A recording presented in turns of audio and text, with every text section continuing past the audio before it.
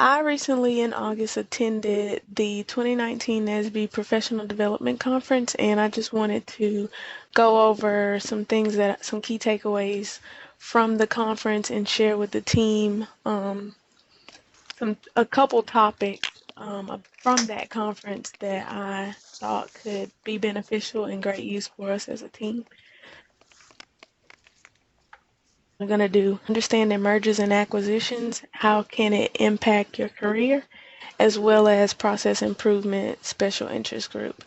The presenters for this particular topic were Dwayne Allen, who has his PMP, and he's the Senior Director at United Technologies. He has about 10 years of experience at Raytheon and 5 years of experience at United Technologies, where he currently works.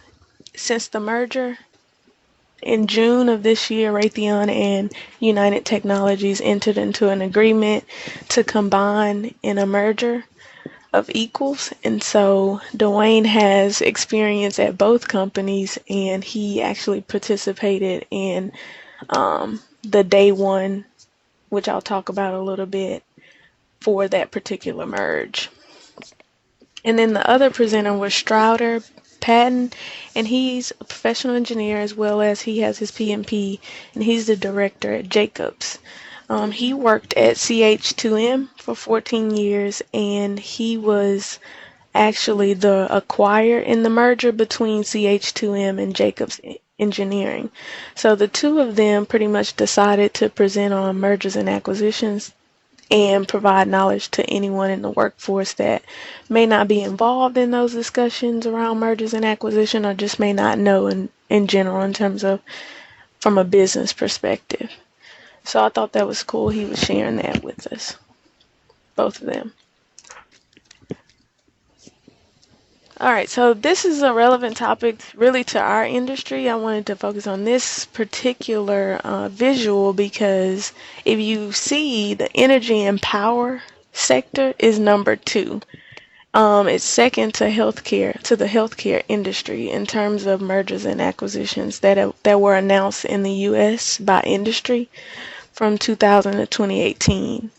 So I think that this is very important to our industry in general.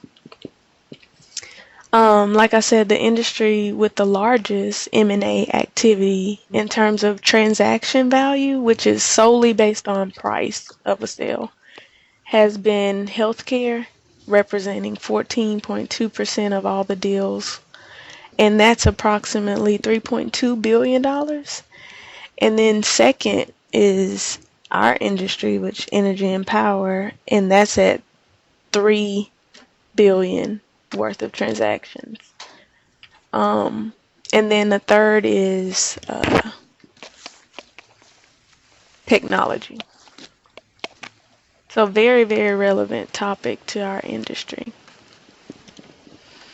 So some key things that they really expanded on was strategy. So what really determines or what are some strategic objectives that companies look at to kind of create value within their business?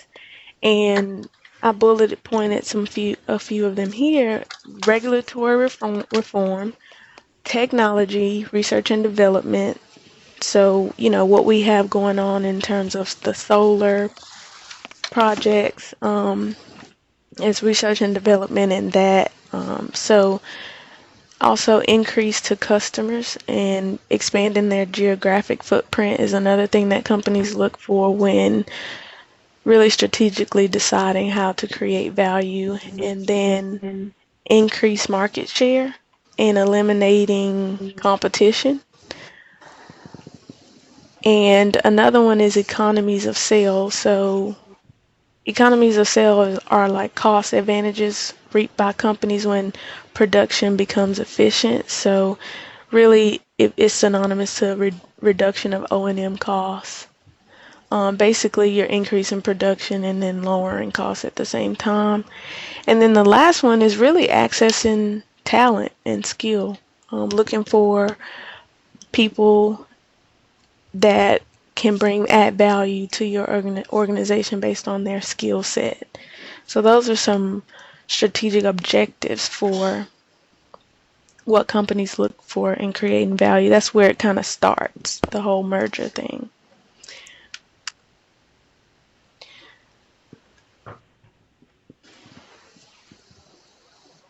Another topic was really the culture around what really happens when two companies merge together. And I know for us, we're in it right now. So I think this is definitely applicable to us, being that we've recently integrated with ENCS Classic, and now we have generation and transmission operating in the same group under TMPS. So really it's change management, and I made sure that I put that in red because, as you can see, a lot of these bullet points are around change. And so basically the impacts to the company and the employees really stem from these few bullet points, which are economic changes, name changes. We changed our name, organization change, real estate, day one event, which I'll speak to in just a second, because I actually learned what that is. And then culture change, policies, procedures, and work processes are some things that impact companies and employees, and really achieving value synergies. So one thing that was pointed out was real estate and headcount are the biggest synergies to start with when you think about merge of two companies together. So I thought that that was a really a key takeaway. But to speak to the day one event, like what is a day one event? So I didn't know what that was at all. And it's the official day when the transaction is complete. So I know Daryl worked on the divestiture for golf, and in a separation or divestiture, the operational day one is when the new company is operationally separated from the remaining company. Or another example for us would be when we officially became a part of TNPS during the integration process. Main thing to point out is really the importance of not being adverse to change. And so that's really what I wanted to expound on, is when we're merging with other companies or different groups, that change is inevitable, and so we should not be averse to it.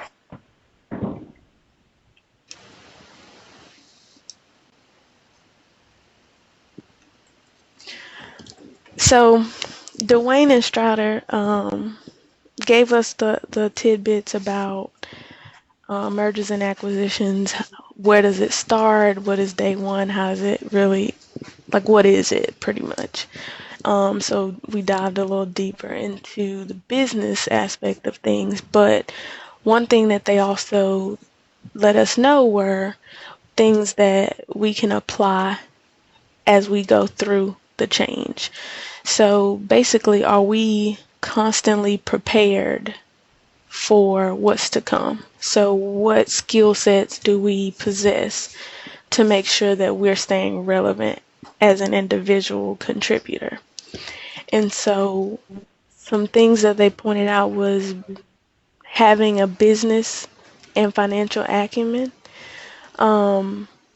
project management, actually being aware and involved in project management. I know from what I said when I introduced them pretty much and gave you a brief overview of who they are, both of them actually had PMPs, and so they felt like that was a valuable credential when being a part of those committees during the mergers and acquisitions and integrating two companies together.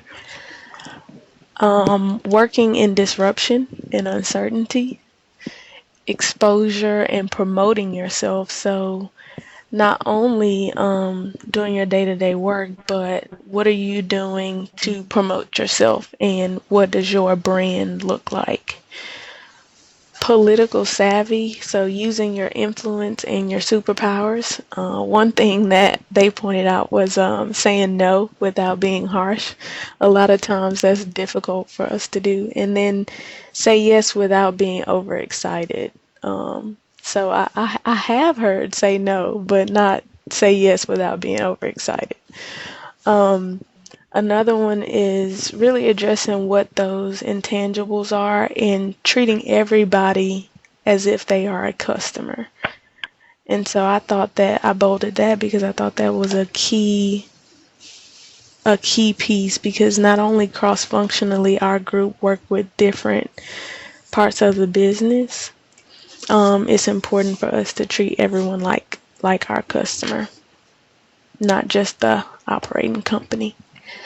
So change management, another thing, being able to stay relevant and not being adverse to change, and getting the company to a point of progress. So like, what are you doing as an individual to keep the company progressing? And finally, solutions driven. So having a solutions mindset, and they posed the question during their presentation, do you want to solve the problem, or do you want your boss to solve the problem? And so if you think about it, that is a rhetorical question. Ultimately, you want to be that person that is solutions driven and is willing to solve the problem.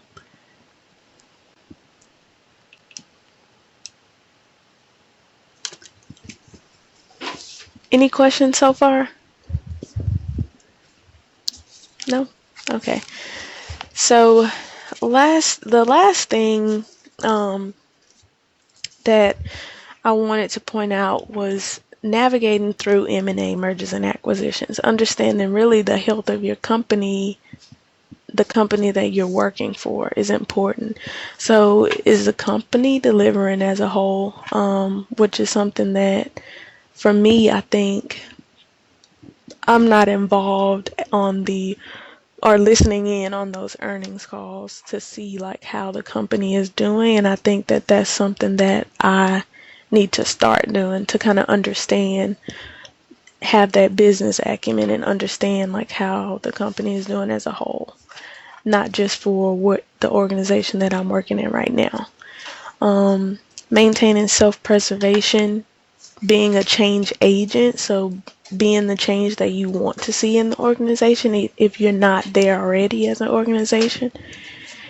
Aspirational change, empowering yourself and getting involved. So being the person that steps up and say, hey, I want to be a part of this integration team, or I want to be involved on a project that's not in your comfort zone. And really articulating your SWOT, so articulating your strengths, weaknesses, where there may be opportunities or threats. That's not just from a business or project standpoint, it's for yourself as well. So being able to let people know what those are and working on the areas where you can improve.